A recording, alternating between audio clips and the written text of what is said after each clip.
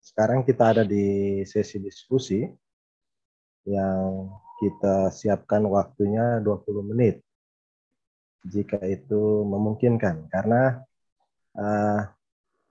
kalau mengikuti sekilas sepertinya normatif ya, tetapi akan lebih kaya kalau Bapak Ibu masing-masing bisa berbagi dan kita bisa sharing bahkan sampai rencana pekerjaannya. Saya lihat ada satu contoh nih Pak Budi di kolom chat. Ibu Sofi, tolong saya dibantu, apakah benar baru satu penanya di kolom chat atau adakah lebih dari itu yang di atas? Ya, baru satu Pak. Oke. Baru satu ya? Ya. Baru satu Ini pertanyaan. saya kira bagus untuk memotivasi kita yang lain menyiapkan pertanyaan sambil mungkin menambah kopinya kalau sudah habis. Bisa disiapkan juga kopinya supaya lebih rileks diskusi kita. Saya bacakan saja ini untuk Pak Budi. Nanti Pak Jans juga bisa memberikan pendapat jika memungkinkan. Ini pertanyaan terkait rumah layak huni ya. Mereka singkat RLH. Bagi penerima di kelurahan. Dalam rincian pengadaan, diuraikan jenis bahan bangunan yang dibutuhkan saja. Tidak ada biaya tukang.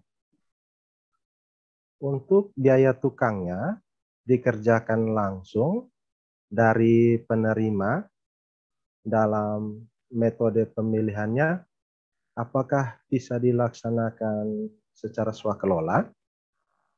Karena penerima memiliki SK kelompok pembentuk penerima RLH tersebut, dan apakah tipe swakelola yang pantas dilaksanakan proses swakelola sesuai per LKPP nomor 3 2021 biar tidak salah pemahamannya.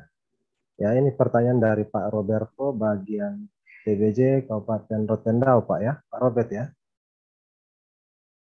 Baik. Saya kira bisa langsung ditanggapi dulu sambil teman-teman yang lain boleh menyiapkan pertanyaan dan boleh merespon balik Pak Robert setelah dijawab. Kami persilakan mungkin dari Pak Budi terlebih dahulu. Kelola nih Pak. Terima kasih Bapak Luki, Bapak Robert dari Rotendao. Melihat dari apa yang Bapak chat ini, nomenklatur yang tepat untuk pengadaan ini bukan rumah layak huni, tetapi pengadaan bahan bagi rumah layak huni. Karena kalau rumah layak huni tidak ada item tenaga kerja dan kita meminta lagi masyarakat untuk kerja gratis, outputnya adalah bahan. Jadi Bapak di dalam kerangka acuan spesifikasi teknis itu diperjelas bahwa ini kami hanya antar seng, batu cetak, dan semen. Selanjutnya nanti masyarakat yang mengerjakan supaya terukur dan terstruktur. Karena kalau speknya Bapak atur sampai rumah, ini setiap orang akan berbeda dia punya output. Bisa dibikin rumah segi 3, segi 4, Bapak akan sulit atur. Padahal Bapak punya output, anggaran hanya bisa di bahan. Itu yang saya baca ya di chat. Tapi untuk lebih jelas mungkin Bapak moderator bisa buka mic untuk Bapak Robert dari Rotendao untuk interaktif saja. Silakan Bapak. Pak Robert mohon menghidupkan kameranya. Ini sekilas sepertinya tipe 3 dan 4, tapi mungkin Bapak butuh langsung berinteraksi supaya semua kita bisa lebih jelas. Pak Robert sudah menghidupkan kamera, mic-nya. Oh ya, Bapak boleh hidupkan kamera juga supaya wajahnya kita lihat. Silakan Pak Roberto. Robert, silakan Pak Robert.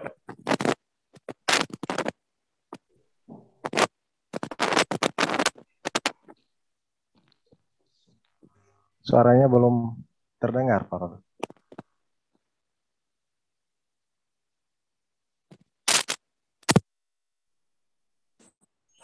Baik, Bapak. Ya, Iya. terdengar, Pak. Silakan. Silakan Bapak. Ya, terima kasih atas waktunya. Terkait swakelola, jadi pengalaman yang kami laksanakan itu karena mungkin pemahaman terkait aturan ini kan berbeda, Bapak. Jadi dalam mengimplementasi terkait regulasi yang berubah di Perlen 3 ini, Bapak, mereka masih menganggap bahwa itu masuk tipe swaklola. Tapi yang Bapak sampaikan dalam RLH itu hanya bukan bangun rumahnya, tapi menyediakan bahan bangunannya. Jadi kalau pemahaman saya juga memang itu kalau pengadaan ya yang jelas pengadaan langsung yang dipakai. Begitu Bapak. Ya. Tapi mungkin mereka masih di kelurahan itu istilahnya mereka mengacu pada DPA yang ada. Jadi pembangunan rumah layak huni. Tapi tidak dilihat rinciannya. Itu yang jadi masalah, Bapak. Ya. Jadi mungkin dari saya itu. Terima kasih Pak Budi. Baik. Pak Budi langsung. Baik, terima kasih Bapak Robert. Ini swakelola itu apapun pengadaannya kita akan bicara tentang output. Ketika Bapak bilang pembangunan rumah layak huni itu mungkin nomenklatur di DPA. Tetapi kita harus bicara lebih rinci lagi. Yang rinci ini kan nanti pejabat pembuat komitmen berdasarkan identifikasi kebutuhan yang dilakukan oleh pengguna anggaran. Yang dibutuhkan oleh masyarakat di kelurahan Namodale misalnya, itu masyarakat hanya butuh misalnya semen, batu cetak, dan seng per rumah 1.000 lembar atau 100 lembar. Itu tapi kalau Bapak kita 3,18%. Ya, jadi kalau yang dibutuhkan seperti itu, maka itu pengadaan saja, Pak. Jangan lewat swakelola. Karena kita sebagai dinas tentu tidak punya percetakan batako. Karena swakelola itu kita punya core bisnis di bidang itu. Kecuali ormas atau pokmas, bisa.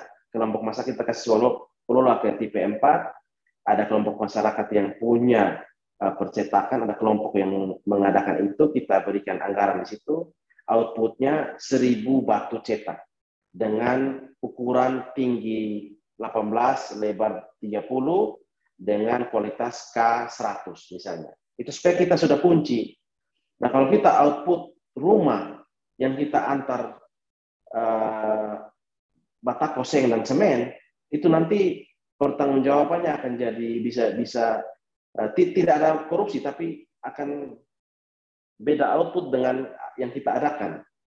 Jadi sebaiknya dibuat menurut hemat saya, Bapak adakan barang jasa ini dengan mekanisme melalui penyedia saja, antar barang. Tapi kalau Bapak mau bentuknya rumah, berarti di desa itu atau kelurahan itu bentuk kelompok masyarakat, ada pokmasnya, pokmas rumah layak huni, tapi Bapak harus tambahkan anggaran untuk biaya tukang. Karena begini Pak, kalau Bapak mengatakan tidak, ini pokmas kerja sukarela. Iya, sukarela mungkin diburu, mengangkat barang, skop pasir, tapi keahlian itu harus dibiayai Pak. Harus dibiayai tukangnya. Tukang atap, kalau tidak nanti kerjanya akan sembarangan karena tidak ada ikatan. Saya kerja sukarela kok, tidak ada biaya juga. Itu prinsipnya di masyarakat. Mungkin itu Pak. Jadi lebih tepat lewat penyedia saja kalau Bapak hanya mau pengadaan bahan bangunan. Tapi bahan bangunan juga tidak ada. Rincian pengadaan dengan jenis bahan bangunan yang dibutuhkan. Ya. Bahan bangunan ada, tapi tukangnya tidak ada. Bapak pengadaan bahan bangunan saja untuk rumah layak huni. Jadi tetap outputnya untuk rumah layak huni, tapi pemerintah hanya support batako, seng, semen. Contoh ya, batako, seng, semen untuk masyarakat ini per rumah, seng 100, batako 1000 misalnya, dengan semen 10 sak. Itu sebagai contoh, Pak. Jangan outputnya rumah layak huni, tapi bahan baku untuk rumah layak huni. Terima kasih Bapak Roberto. Semoga dapat memberikan pemahaman kepada Bapak. Cukup jelas ya, Robert. Kalau pengadaannya material, outputnya material. Kurang lebih begitu ya. Ada tambahan, Pak Jans, Ya. untuk melengkapi ini? Dipersilakan. Baik, terima kasih Bapak Luki. Saya mungkin menambahkan sedikit saja bahwa dari nomenklatur yang ada terkait rumah layak huni, penerima dalam di kelurahan dalam rincian pengadaan diuraikan jenis bahan bangunan saja yang dibutuhkan. Artinya di sini kalau kita melihat dari nomenklatur yang ada, ini lebih tepat seperti yang tadi disampaikan oleh Pak Budi, ada lewat PJKIA, tapi nomenklaturnya menjadi belanja hibah rumah layak huni. Karena ini produk akhirnya dihibahkan kepada masyarakat. Kalau ini masalah nanti berakhir di masalah pencatatan aset. Kalau ini pengadaan biasa, nanti pencatatan asetnya jadi masalah. Tetapi kalau ini menjadi belanja hibah untuk diserahkan kepada masyarakat, artinya ini pencatatannya ada di hasil akhir adalah kepada masyarakat yang menerima. Untuk itu perlu seperti yang tadi materi saya, perlu dilakukan review oleh PPK secara detail. Review RUP oleh PPK itu dengan melihat kerangka acuan kerja program. Supaya PPK bisa menghasilkan kerangka acuan kegiatan yang tepat sesuai peruntukannya. Demikian yang bisa saya tambahkan. Terima kasih.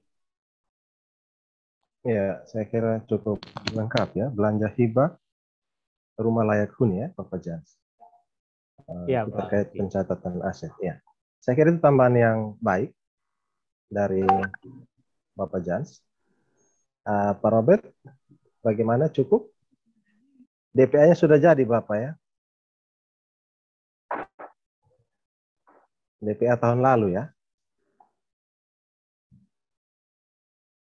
Ya, saya kira sudah cukup ya Pak Robert.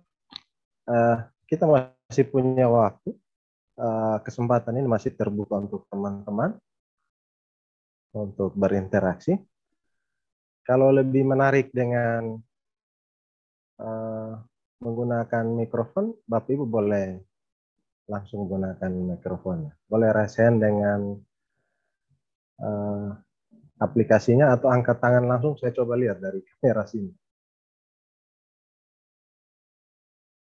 Ya, mungkin dinas-dinas yang banyak swaklola, Bapak, seperti Iya. dinas LHK saya lihat ada ini. LHK, PMD, itu Iya. banyak swaklola, mungkin ada yang perlu di-share atau ditanyakan, silakan. Ya.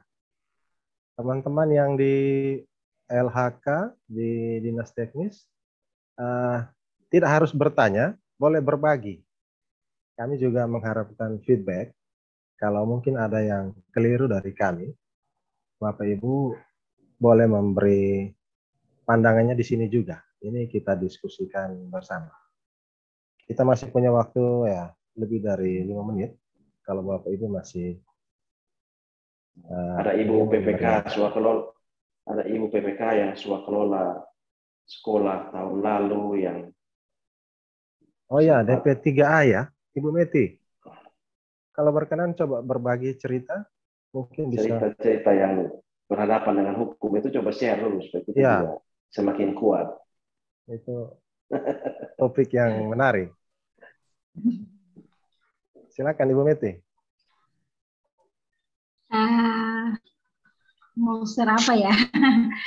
Kalau mungkin saat di Dinas Pendidikan itu memang dana DAK ya, dana DAK jadi diswakelolakan oleh kepada pihak sekolah. Jadi di sekolah yang menyelenggarakan itu ada P2, P2A, panitia pembangunan sekolah, bukan P2S ya, panitia pembangunan sekolah.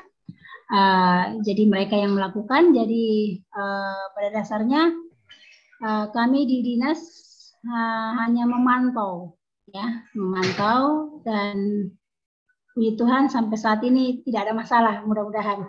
Nah, tapi memang ada plus minusnya untuk kalau swakelola yang diberikan kepada kepala sekolah ya. Tahun 2019 2020 itu dia kembali ke tahun ini kebijakannya berubah ya, melalui penyedia ya. Melalui penyedia. Mungkin dari PWJ sudah tahu ya, semuanya melalui penyedia ya, dilelang. Hanya memang mungkin kembali lagi setelah ada mungkin evaluasi ya, evaluasi. Nah, ada plus minusnya kalau misalnya dulu dengan anggaran yang misalnya 1 M itu bisa dapat beberapa ruangan ya. Tapi setelah dilakukan melalui penyedia ya, itu sudah ada perhitungannya. Nah, otomatis yang tersisa hanya beberapa ya. Jadi plus minusnya jadi ya, sekolah hanya dapat beberapa ruangan. Sedangkan kalau dengan nilai yang segitu pada saat swakelola itu bisa dapat banyak ya. Kalau mau dibilang, karena memang sistemnya swakelola. Jadi hanya menggunakan tukang ya. Jadi semua masih bisa diatur, masih bisa dibuat sehingga berfungsi layak.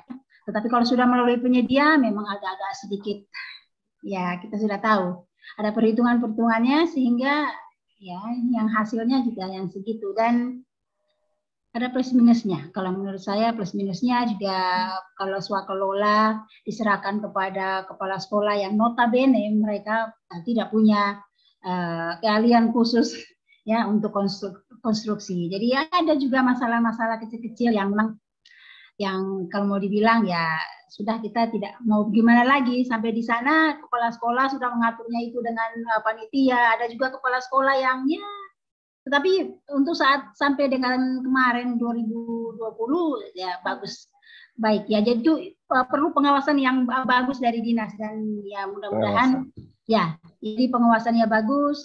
Ya mungkin agak sedikit cerewet sedikit dipakai ya itu perlu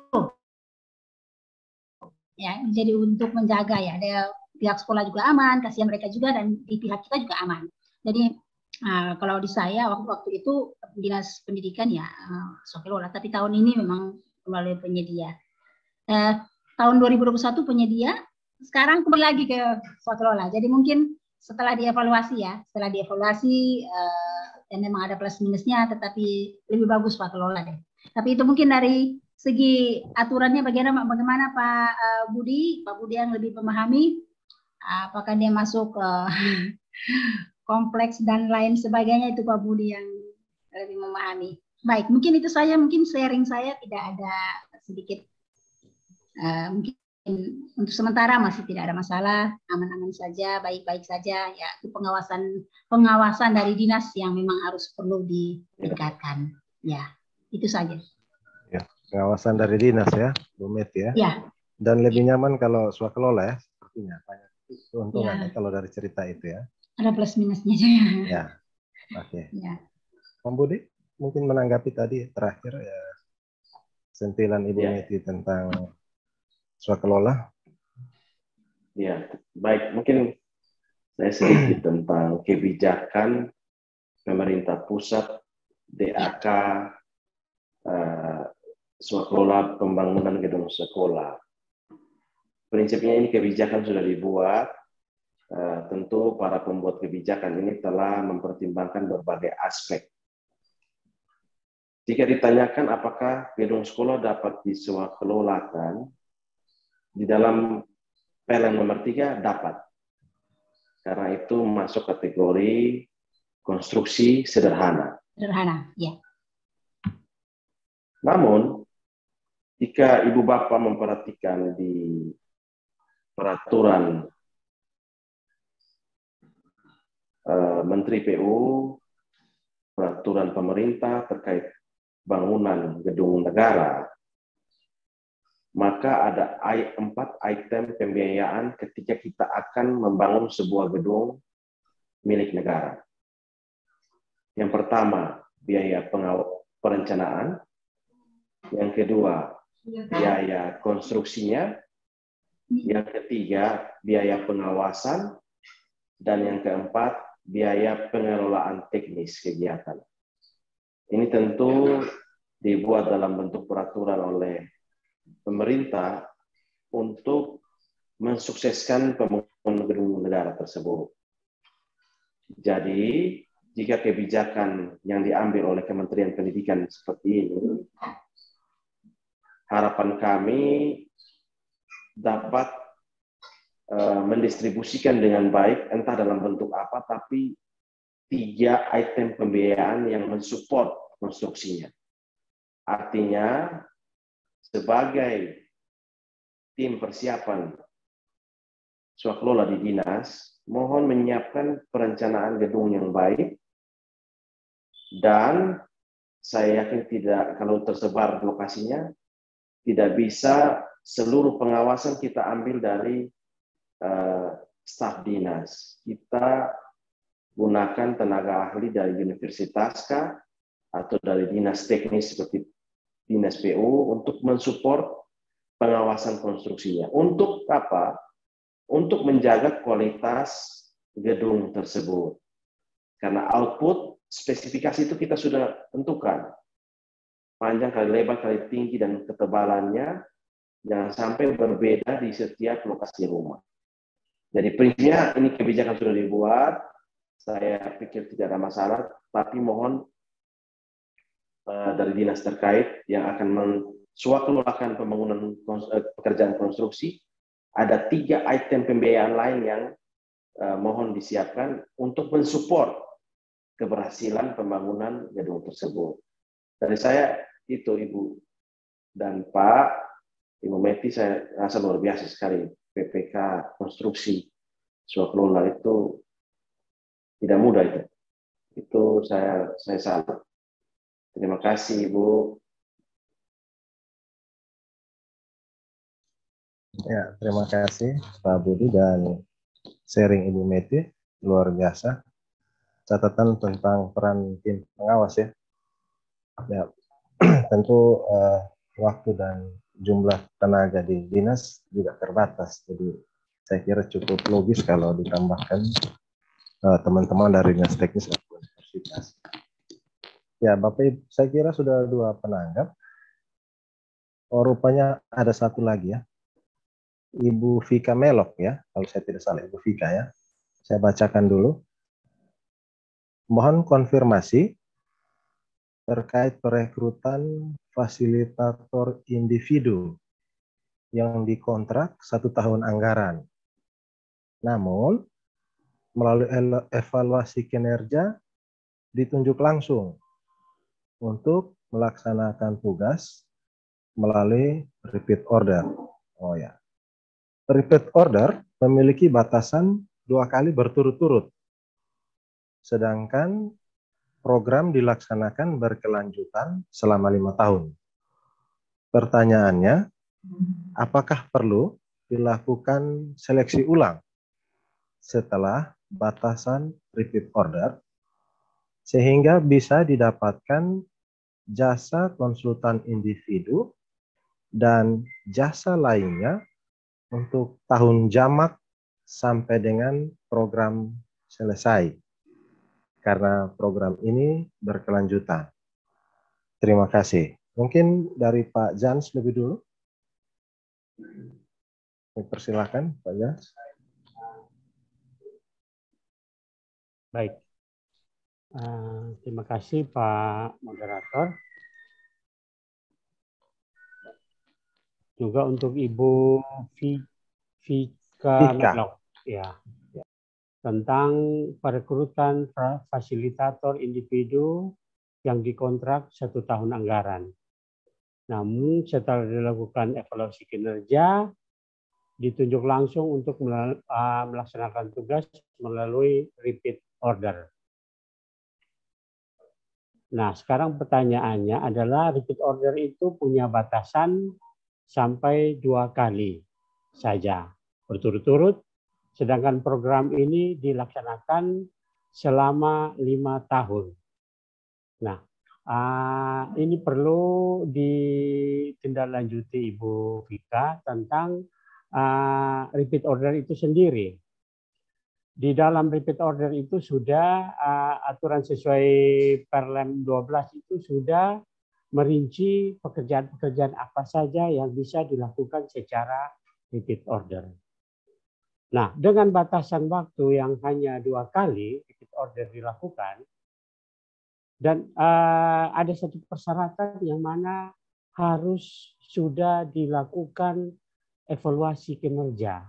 Saya pikir ini perlu sama-sama kita cermati bahwa melakukan evaluasi kinerja ini butuh waktu.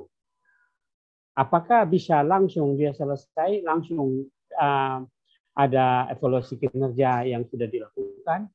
Nah, untuk mengantisipasi karena program berkelanjutan ini selama 5 tahun, sedangkan repeat order ini hanya 2 tahun, perlu dipertimbangkan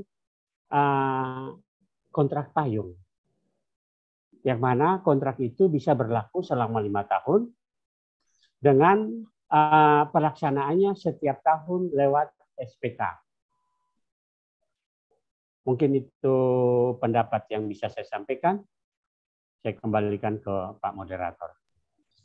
Baik, pertimbangan tentang kontrak payung ya. Mungkin dari Pak Budi atau Ibu Vika ingin merespon dulu? Ibu Vika.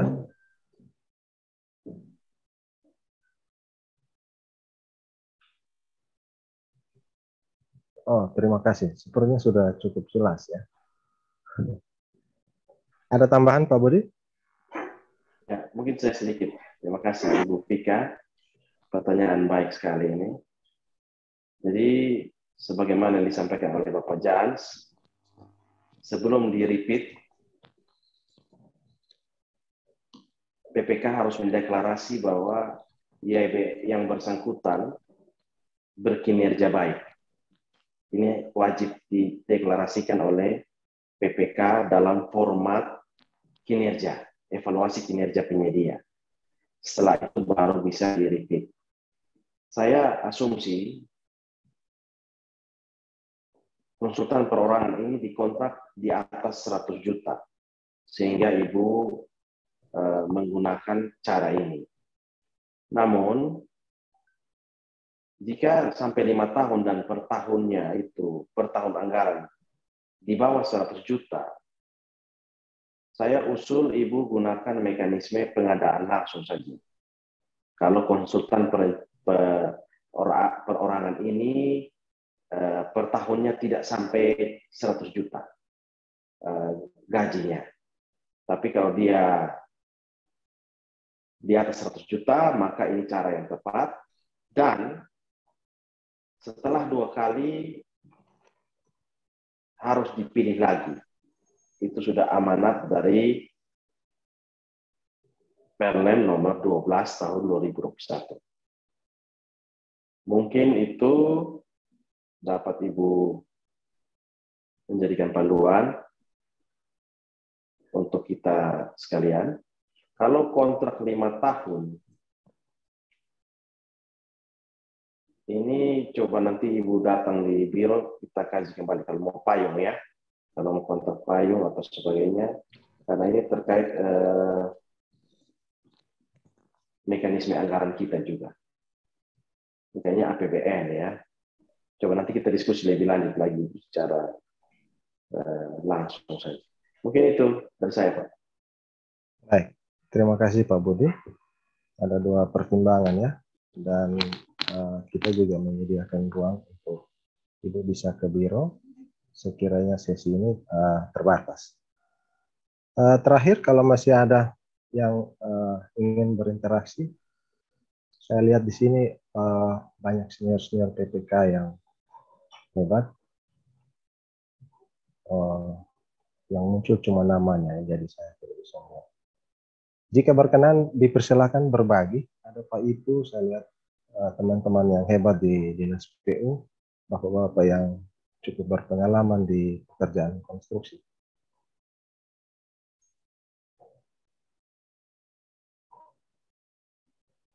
Ya, jika tidak ada, maka saya kira kita bisa akhiri sesi kita ini.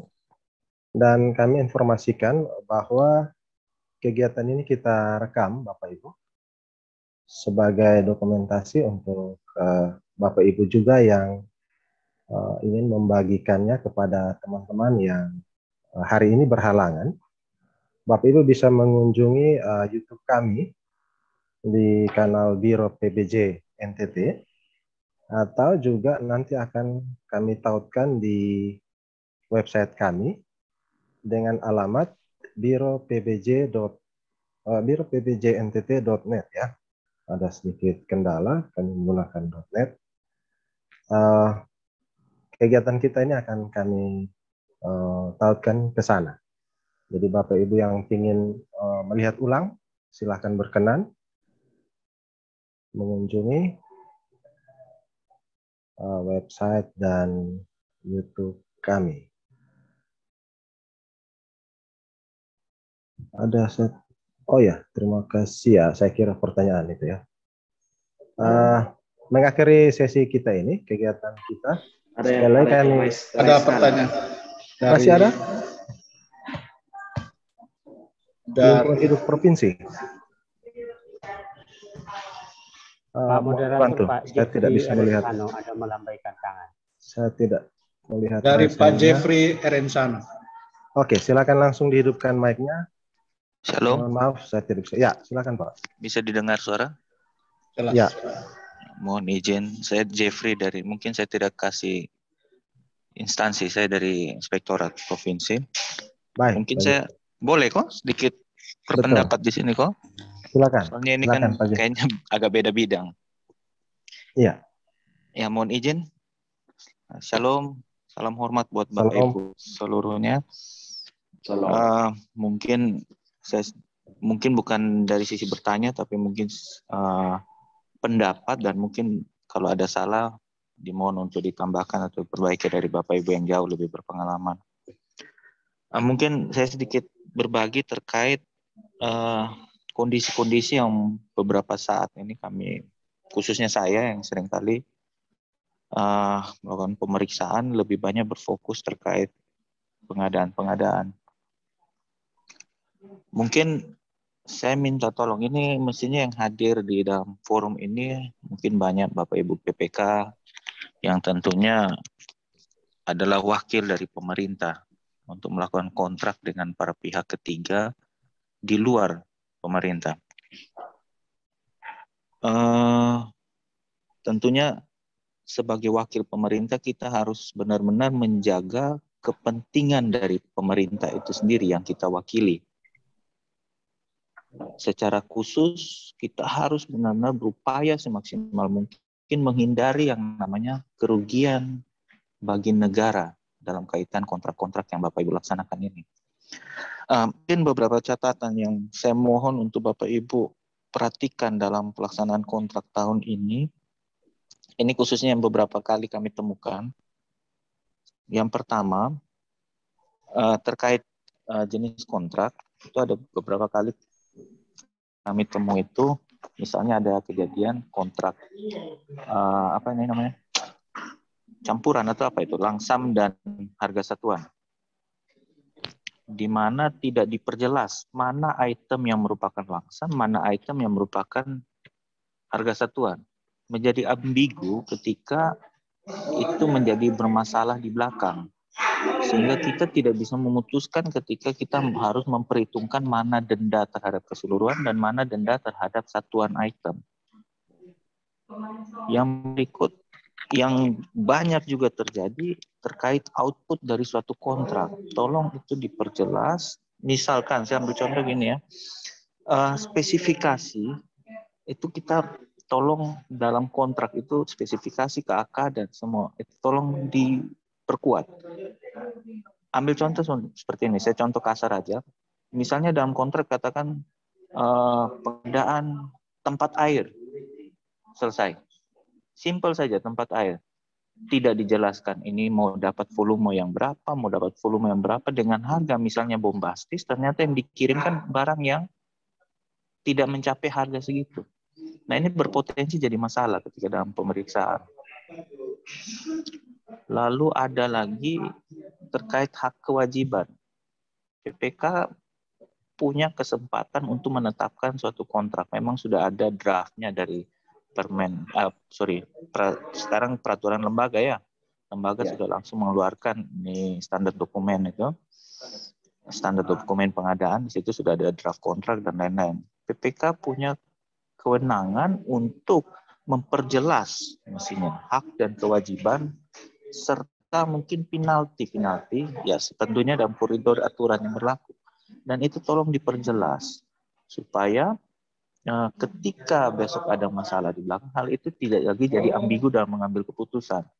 Misal yang selalu jadi permasalahan, yang saya yakin setiap tahun juga terjadi, contoh nyata itu misalnya dalam kaitan pengawasan. Fisik tidak selesai, bagaimana konsekuensi terhadap pengawasan? Itu tidak pernah diatur, dan itu akhirnya jadi ambigu ketika proyek tetap berlanjut, tetapi tanggung jawab pengawasan ini kemana? Mungkin itu mohon masukan juga dari Bapak Ibu di sisi PBJ, mungkin idealnya seperti apa supaya ke depan itu mungkin bisa diatur dengan disepakati mungkin dengan teman-teman PPK untuk bagaimana sih baiknya itu. Juga mungkin penekanan saya terakhir itu tolong dalam melaksanakan kontrak dengan segala situasi, karena kita tahu ini tahun kemarin itu dengan alasan COVID ada terjadi perubahan anggaran dan lain-lain, sehingga banyak kontrak yang terjadi itu sudah menjelang akhir tahun anggaran.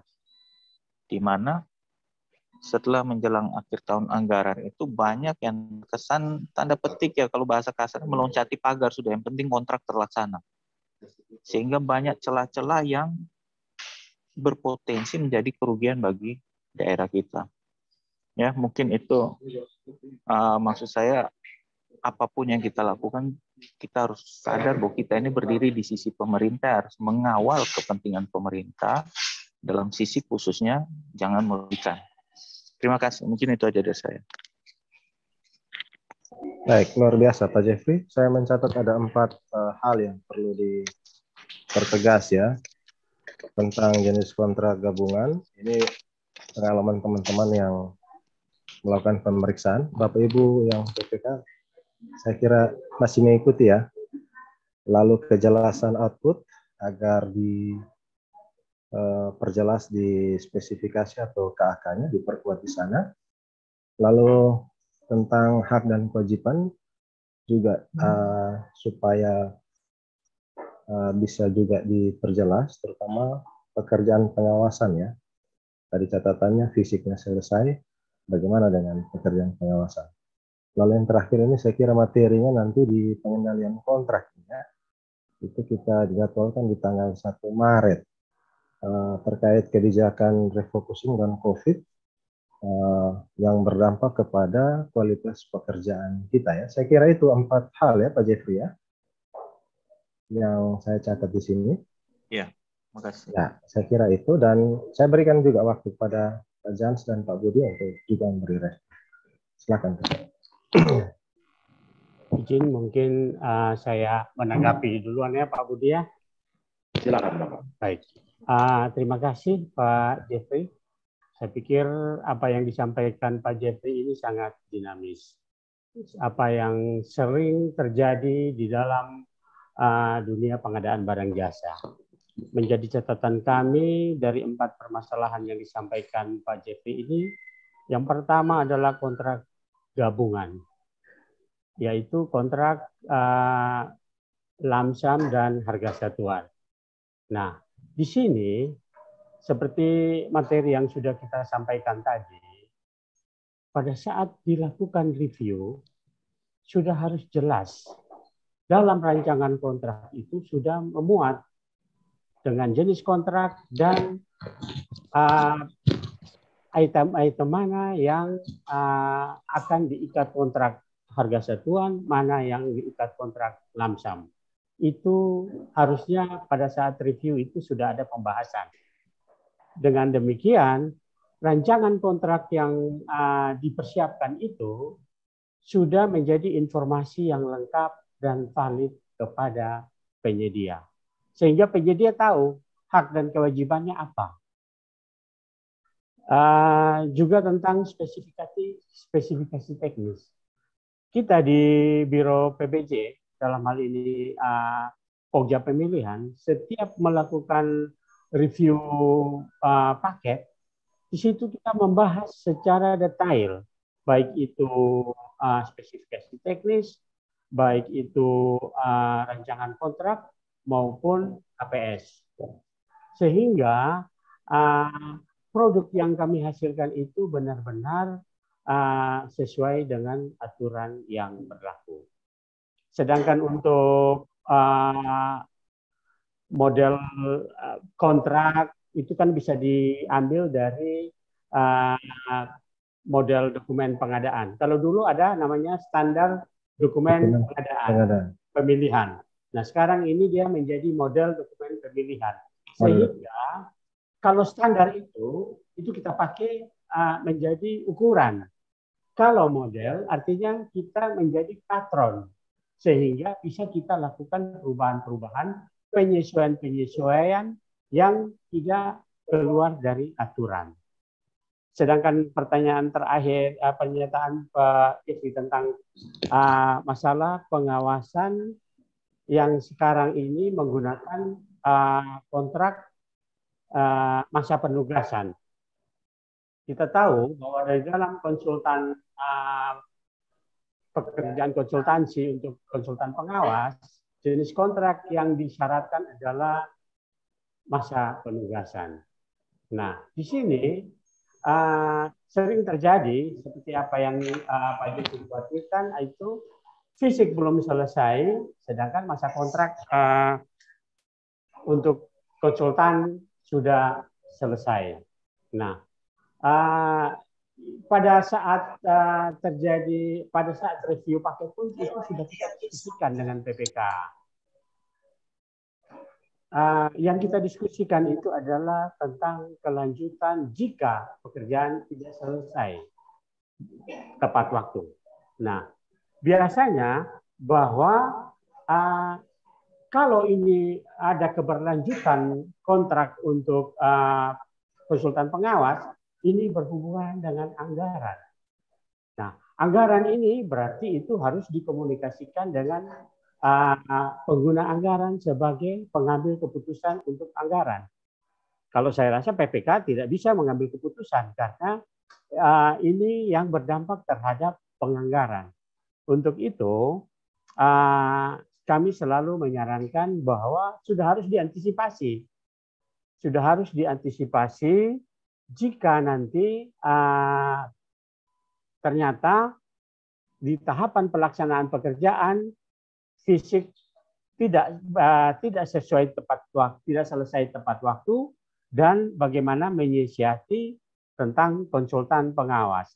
Kalau secara regulasi, secara aturan bahwa kalau masa tugas dari konsultan itu sudah selesai, artinya nanti akan diambil alih oleh direksi pekerjaan. Dalam hal ini orang yang ditunjuk oleh PPK. Mungkin itu yang bisa saya sampaikan.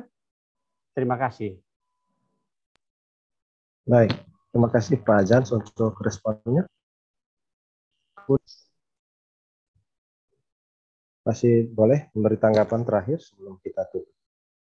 Baik, terima kasih Pak Moderator, Bapak Jeffrey. Input yang baik sekali.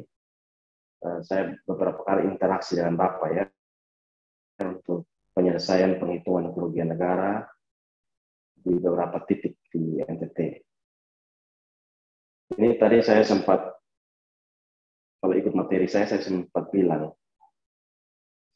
paradigma berpikir pemeriksa keuangan dan penegak hukum itu kita harus logis, sistematis, dan terstruktur. Itu saya pikir benar sekali, Ibu Bapak. Kalau lihat apa yang disampaikan oleh Pak Jeffrey, auditor kita itu sudah sangat profesional. Sehingga kalau kita rapi sekali dalam ketiga hal itu, maka hasil audit kita pasti akan baik. Terkait lamsam harga satuan, itu benar harus dipertegas. Mana yang LS, mana yang HS. Ini hubungannya nanti dengan perhitungan denda juga. Kalau ada denda, kemudian perhitungan persentase, itu akan ada hubungan dengan lamsam dengan harga satuan. Kemudian outputnya harus jelas, artinya spesifikasi teknis. Tadi saya sempat singgung dalam presentasi saya juga, kita ini mau barangnya seperti apa, panjang kali tinggi kali lebar, volumenya berapa, itu harus dipertegas dalam spesifikasi teknis untuk pengadaan barang, konstruksi, dan jasa lainnya. Sedangkan kalau konsultansi, kalau perencanaan, outputnya kita muat dengan jelas dalam KAK kita. Kalau perencanaan sudah pasti lamsam, output base, sedangkan untuk pengawasan, ini yang Bapak tekankan tadi, kalau sudah dimuat di dalam kontrak waktu penugasan, maka yang mengikat adalah jumlah hari kerja konsultan di lapangan. Selama dia di lapangan, tenaga ahlinya, absennya lengkap, laporannya lengkap, bayar dia orang bulan. Tapi kalau PPK mengatur mengikuti persentase fisik, itu maka harus dimuat di dalam dokumen tender bahwa pembayaran pengawasan ini mengikuti fisik agar kita tidak menyalahi ketentuan-ketentuan dalam kontrak. Misalnya konsultan sudah ada di lapangan, saya pernah memberikan pendapat ini untuk salah satu gedung di rumah sakit jiwa yang fisiknya 10%, konsultan minta 100%. Setelah kami bedah kontraknya waktu penugasan. Saya cuma bilang, memangnya kamu di lapangan setiap hari? Dia bilang iya, ya sudah lengkapi berkas-berkasnya. Kalau PPK cek dia di lapangan setiap hari, kontraktornya tidak datang, ya kita jangan bebankan kesalahan itu kepada konsultannya. Lain hal, konsultan tidak pernah di lapangan, minta bayar waktu penugasan, kita tidak bisa penuhi itu. Absennya sangat berpengaruh. Kemudian,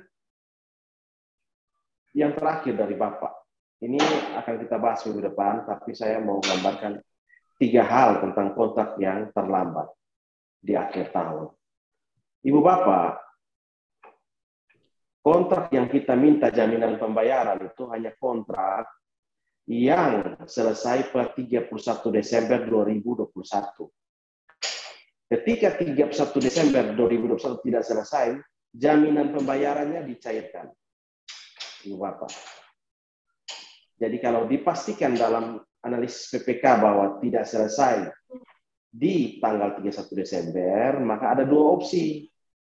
Kalau kesalahannya ada pada kita, artinya kita punya desainnya salah, kita pembayaran terminnya terlambat 2-3 bulan, itu kita adendum dia melampaui tahun anggaran.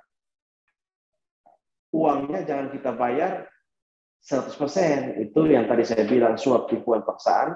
Unsur yang kedua itu kita ambil tipuan.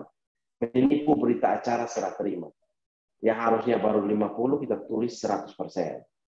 Tidak terima suap, tapi tipu. Tipu progres. Nah, kalau kesalahan di penyedia, tapi sudah dianalisis bahwa dia sanggup selesaikan namun melewati 2021, kita beri kesempatan plus denda keterlambatan 1/1000 dari mana? Dari sisa pekerjaan kalau kontraknya harga satuan, kalau kontraknya lamsam dari total kontrak dendanya. Itu Pak. Jadi saya pikir jelas, cuma memang dalam penerapannya saya lihat masih banyak, bukan ambigu, tapi misinterpretasi kalau saya definisikan hal tersebut. Jadi mungkin itu dari saya, semoga bisa memberikan masukan kepada Bapak Jeffrey. Ini auditor luar biasa. Saya interaksi berapa kali, saya harus akui ketelitian Bapak. Terima kasih, Bapak Moderator. Baik, Pak Budi, terima kasih. Teman-teman, kita sudah melewati waktu dan saya pikir kita tutup saja kegiatan kita ini. Pak, saya tambahkan satu bisa. Oh, Pak Haris mau. Dari ya. Bapak SKPD? Dari Badan Keuangan. Oh ya, silakan. Terakhir ya, Bapak Ibu. Iya, terakhir Pak. Ya. Saya menanggapi Pak Jeffrey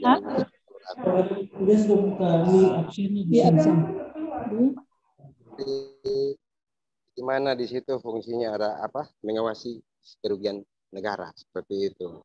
Jadi saya persepsi sama juga seperti Pak Jeffrey seperti itu, bahwa pekerjaan pengawasan sama fisik itu tidak sama. Jadi saya melihat kembali bahwa di lapangan itu minta maaf, PPK itu memang teknisnya ya pekerjaan fisiknya itu bagus di lapangan seperti itu. Tapi ketika waktu berjalan itu administrasinya itu mungkin kita lihat administrasi sampai karena inspektor pasti lihatnya ini apa ya administrasi seperti apa itu tidak seperti itu. Jadi administrasi kebanyakan di dalam isi kontrak itu tidak dimuat secara detail mungkin seperti itu, yang enak dibaca, enak dilihat seperti itu, sehingga dampaknya pada pemeriksa seperti itu. Itu saya dukung seperti itu, Pak. Seperti itu. Kita ingatkan kembali lagi bahwa pada teman-teman kita Bapak Ibu yang PPK tertib administrasi Pak ya. Iya, administrasi. Saya kira reportnya sudah dapat. Ya, iya. Kita sudah sepakat. Administrasi itu kita perkuat lagi seperti itu. Itu hanya masalah kelengkapan saja di dalam. Oke. Seperti itu. Baik. Seperti itu. Maladministrasi ya, menghindari maladministrasi. Itu poinnya Pak ya. Terima kasih. Dari keuangan sudah mengingatkan kita. Ini waktu kita sudah habis, tapi saya lihat ada Ibu Santi Rambu ini, dari Sumber Timur. Sepertinya kita akan berdosa kalau kita tidak memberikan kesempatan. Bapak Ibu narasumber, saya mohon kesediaan tetap masih bisa? Kami persilakan. Ibu Santi langsung menghidupkan mic-nya. Ini terakhir ya, Bapak Ibu. Mohon maaf, kita sudah melewati. Terima kasih untuk respon baiknya. Tapi waktu kita sudah lewat. Ya. Ibu Santi, silakan. Terima kasih Pak Lusius untuk perpanjangan waktunya. Saya timbul pertanyaan ketika tadi terkait dengan penekanan terhadap maladministrasi ketika kita berita acaranya tidak sesuai dengan kondisi yang terakhir di lapangan. Saya ingin menanyakan sekaligus berbagi kondisi kami. Saya dari KPH Sumba Timur yang itu kehutanan, tentang kehutanan Pak. Bagaimana jika pekerjaan kami ada DAK itu tentang penanaman hutan rakyat. Memang kontraknya dengan kelompok itu biasanya kami gunakan tipe swakelola tipe 4. Di situ akhir masa kontrak 31 Desember. Kondisi di lapangan adalah ketika hujan, kami di Sumba Timur itu hujan biasanya baru mulai atau itu sekitar pertengahan hingga akhir Desember. Sedangkan akhir pembayaran tahap ketiga secara keuangan itu biasanya harus diajukan sebelum tanggal 15 Desember. Sedangkan itu sama sekali belum hujan. Dan kami belum bisa melakukan penanaman jika hal itu terjadi. Bagaimana? Apakah kami perlu merubah klausul syarat-syarat pembayaran, ataukah saya tadi agak sedikit gugup dengan yang Pak Budi bilang, kita akhirnya tipu, tidak terima suap tetapi tipu. kenyataannya ketika kita negara agraris seperti ini dan kontrak kegiatan tanam-menanam itu tidak disesuaikan dengan musim hujan, tipu jalan sudah Pak. Mau diperpanjang tidak dilakukan pembayaran, apakah sudah ada kesepakatan bahwa dana yang terakhir tahap 3 itu akan dicairkan pada diluncurkan pada tahun anggaran berikut? Hal itu tidak ada informasinya. Bahkan di dalam Juklak pun tidak ada. Itu yang pertama. Kedua, jika ada pekerjaan pembangunan sipil teknis tetapi tidak disediakan dana pendukung dari dana APBD, apakah memungkinkan kita khusus untuk DAK, Pak, memungkinkan untuk kita menyediakan dana pembuatan rancangan, dana monitoring dan evaluasi itu dimuat di dalam anggaran yang diberikan anggaran pada kelompok penerima pekerjaan tersebut. Itu saja 2 hal. Minta maaf Pak untuk pertambahan waktunya. Terima kasih. Terima kasih Bu Santi. Langsung Pak Budi, silakan. Terima kasih Ibu Santi Rambo. Saya kaget tadi, terpaksa harus tipu sudah. Jadi mungkin ini kita akan bahas lebih dalam di dalam pelaksanaan pengadaan mulai swaklola. Ibu Rambo, swaklola itu di dalam kontrak swaklola, kalau kita lihat dengan Pokmas, itu progres 60 kita bisa cairkan 100%. Ibu Rambo. Tidak perlu tipu. Faktanya di lapangan 60%, di kontrak kita bisa atur cair 100%. Karena Pokmas itu kan tidak ada untung. Dia murni hanya bayar output. Kalau kita tidak bayar duluan, ya mau bagaimana? Itu kita atur dalam kontrak, Ibu Rambo. Jadi tidak perlu bilang itu 100% supaya kita bisa cair. Tidak begitu. Kita harus jujur bahwa di lapangan kita atur 3 kali termin. Begitu kontrak, kita bayar dulu dia 40 atau 30%. Itu ada peraturan keuangannya. Kemudian nanti 60% kita bayar 100. Uangnya. Fisiknya belum. Fisiknya kita lihat nanti yang Ibu lakukan di sana, misalnya ada kendala COVID dan lain sebagainya, kita muat dalam kontrak. Ini progresnya sekian, sisanya akan diselesaikan tanggal sekian. Tanggung jawabnya ke siapa? Ke Pokmas. Yang tanda tangan kontrak itu kan ketua Pokmas. Nah, barang jasa yang dia akan berikan ini kan inisiasi dari dia juga di masyarakat ini. Jadi kalau dia tidak lakukan itu risikonya besar. Nah itu mungkin gambarannya. Jadi saya lihat regulasi sekarang ini sudah cover kita. Bagaimana mengatur uang keluar sebelum progres itu sudah diatur. Seperti yang tadi saya singgung, jaminan pembayaran. Itu kan dia bayar 100%. Konstruksi belum. Di cover dengan apa? Jaminan pembayaran. Kalau tidak sampai 100%, cairkan jaminan pembayaran. Itu contoh-contoh bagaimana mengeluarkan uang sebelum ada prestasi. Ada regulasinya. Begitu juga dengan swaklola, keluarkan uang sebelum prestasi. Diatur dalam kontrak tentunya. Tentu dia lewat juga, jangan, kecuali ada bencana ya Bu ya. Kalau ada bencana, hujan terus-menerus, dinyatakan oleh yang berwenang yaitu BMKG, ya bagaimana mau tanam ini hujan ini, tapi tidak bisa Ibu atau Kepala Dinas yang dinyatakan oleh BMKG. Ini di Sumba Timur selama bulan April non-stop ada rilisnya, ya mau bagaimana? Mau paksa orang tanam lebih luas dampak kerusakannya nanti. Jadi semua kita bisa cover.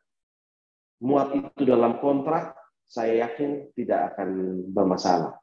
Kalau kita tidak langgar yang tadi saya bilang tadi, sesuatu tipu. Tidak terpaksa tipu juga, itu kita bisa diatur dalam kontrak, tidak tipu nanti. Mungkin itu Ibu Rambo. Terima kasih Pak Budi untuk pencerahannya. Jadi klausul kontrak yang kita atur ya Pak ya?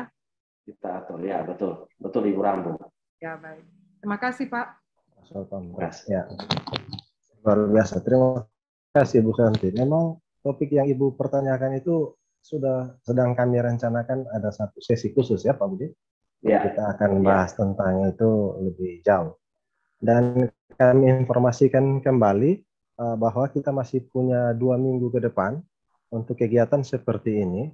Bapak Ibu bisa nanti juga kembali terlibat dan menyampaikan informasi tentang 2 materi lagi, yaitu pelaksanaan PBJ yang kita jadwalkan tanggal 24 Februari dan sharing pengalaman pengendalian kontrak konstruksi jalan provinsi dari teman-teman di Dinas Pekerjaan Umum. Saya kira itu informasi sebagai penutup dan permohonan maaf kami, dan izinkan saya menyampaikan terima kasih dengan sebuah pantun lagi. Angin bertiup, debu bertebaran. Duri menusuk, luka di tangan. Terima kasih untuk senyum perhatian.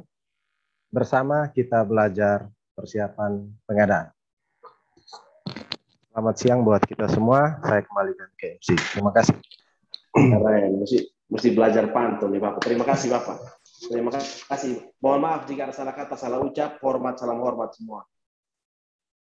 Baik, terima kasih buat para narasumber, Pak Moderator, Bapak Ibu dari UPT Kabupaten Kota, Sika, Alo, Rotendao, Saburejua, TTS Solotim, UPTD KPH di Kabupaten Kota, dari Bumdes Kufeu Mirian Malaka, Perumdan Kabupaten Kupang, Ibu Irma, dari Kemenkumham, Ibu Ayu Hayati, dan semua yang hadir pada webinar kali ini. Demikian rangkaian acara. Saya mengucapkan salam, salve, assalamualaikum warahmatullahi wabarakatuh. Om Santi Santi Santi Om. Salam kebajikan, salam sehat buat kita semua. Sekian, terima kasih. Salam sehat. Terima kasih. Salam sehat, terima kasih. Terima kasih.